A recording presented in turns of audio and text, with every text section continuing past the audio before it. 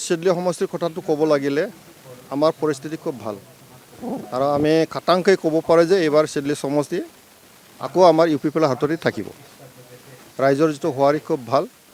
আজি আমি মাইনৰিটি যিমান আছে তেওঁলোকৰ লগত মুৰব্বীসকলৰ লগত আমি কথা পাতিছোঁ আৰু আমাৰ সিডলি সমষ্টিৰ যিমান জাতি জনগোষ্ঠী আছে সকলোৰ লগত আমি কথা পাতিছোঁ।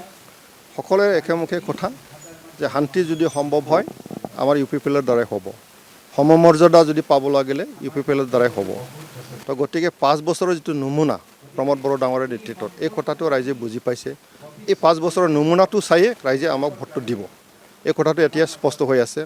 কাৰণ দেখিছোঁ আমি যোৱা বিটিচি নিৰ্বাচনত বিপিএফে মিছা কথা কৈ পেলাই তেওঁলোকে ভোট আদায় কৰিলে। তেওঁলোকে কৈছিলে যে ইউপিপিএল মানে বিজেপি, বিজেপি মানে ইউপিপিএল।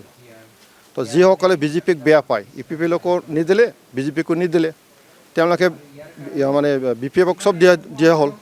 তেনেকৈ ভোট দিয়াটো 2.5 লাখৰ পৰা 3 লাখ আছিলে।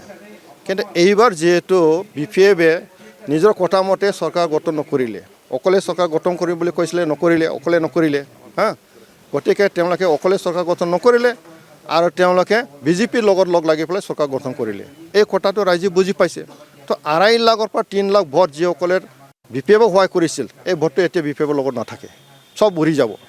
তো গতিকে আমাৰতো 6 লাখ আছিলে, 6 লাখটো আমাৰ ইনটেক্ট থাকিব। তো একেবাৰে স্পষ্ট অংকটো আছে আৰু আমাৰ সিডলি সমষ্টিটো একে পৰিৱেশত আছে। গতিকে আমি সিডলি সমষ্টি আমি জিকি যাম। ৰাইজে বিচাৰিছে আকৌ ইউপিপিএল আহক বুলি আৰু MLAৰ দ্বাৰাই MLA নিৰ্বাচনৰ দ্বাৰাই আকৌ ইউপিপিএলৰ ক্ষমতা আনিবৰ কাৰণে ৰাইজে সিদ্ধান্ত লৈছে। এইটোতো ৰাইজে দেখা পাইছে।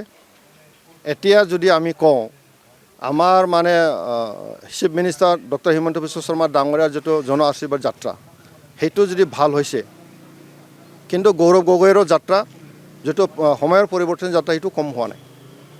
আমি দেখিছোঁ টক্কৰটো চলি আছে। তো গতিকে ৰাইজৰ মাজত সেইটোৱে চিন্তা কৰি আছে এইবাৰ হয়তো সহজ নহ'ব অকলে চৰকাৰ গঠন কৰাৰ ক্ষেত্ৰত। বিজেপিৰ নেতৃত্বটো অকলে নোৱাৰে আৰু কংগ্ৰেছৰ নেতৃত্বটো হয়তো অকলে নোৱাৰিব।